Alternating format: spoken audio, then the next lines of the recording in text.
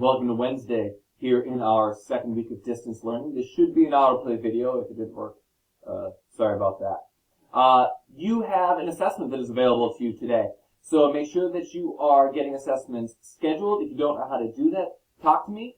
It is in the link right below this video called Assessment Schedule. If you click there, you'll be able to schedule one of your assessments because they're not paper anymore. They're just one-on-one Google Meet interviews that nobody else can get into. They're super chill. They go super quickly as long as you know your stuff. So make sure that you are getting in on that. There will be a new lesson and a new video coming tomorrow, but today is assessment day. So spend some time getting caught up and schedule the assessments. You are able to do those any afternoon after, I think I'm available at starting at 1 o'clock to 3:30 and all day Friday. If you need any special help, go ahead and let me know. I'll be in the Google Meet and would love to walk you through some of the math stuff. So see you online.